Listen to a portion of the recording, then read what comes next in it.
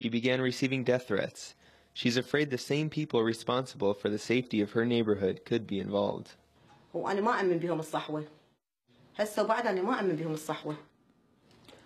trust the Sahwa. They are cooperating with them. The terrorists themselves became Sahwa. They're still killing and kidnapping.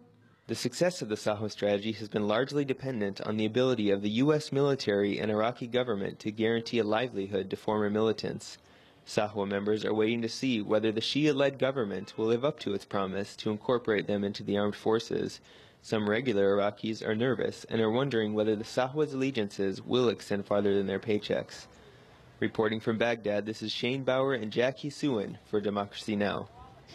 Freelance journalist Shane Bauer is among three, along with Sarah Short and Josh Fatal, who are being held by the Iranian government. Their families desperate to get them out.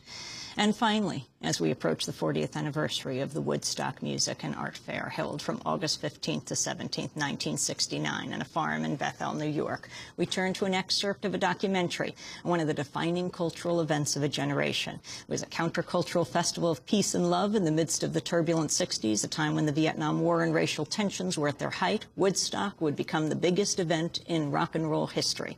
This documentary, Back to Woodstock, directed by filmmaker Julie Cohen, tells the story of 6 people whose lives were transformed by Woodstock. It'll air on NBC Dateline this Sunday at 7. This is an excerpt. Just a few hundred yards from the Hog Farm compound, a teenager named Greg Walter was helping build the Woodstock Arts and Crafts Pavilion. It was a job that anyone would want.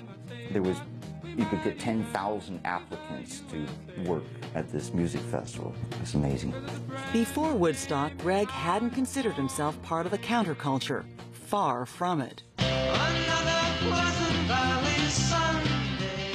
Greg grew up in a conventional suburban family in Cornwall, New York. He hadn't rebelled against his parents or much of anything else, but in 1969, that started to change. When you turn 18 at the time, you were supposed to register for the draft. The principal of the high school called me in and already had the papers all prepared for me. I ended up getting my draft card.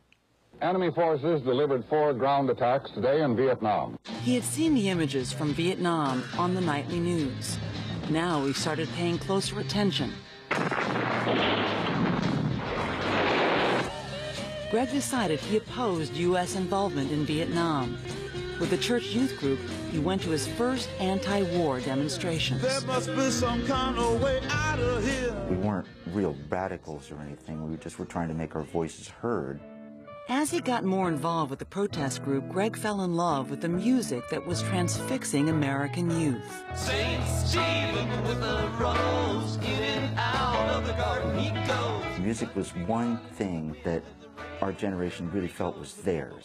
It wasn't coming from someone else. We were creating it, we controlled it. Well, he may and he may decline. What drew Greg Walter to Woodstock was the musical acts that were signed on.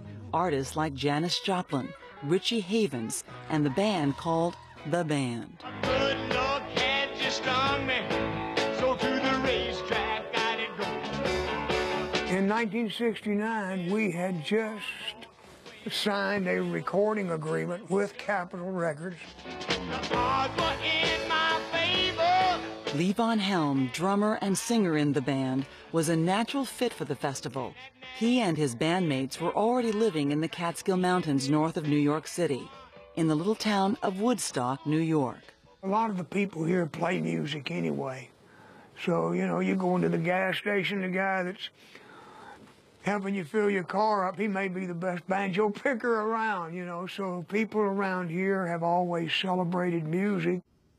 Levon Helm, part of the documentary Back to Woodstock. Its producer, Julie Cohen, Ann Curry is the host of the Dateline 7 o'clock Sunday night production. Julie, you weren't exactly grown up at the time, but the importance of Back to Woodstock for you?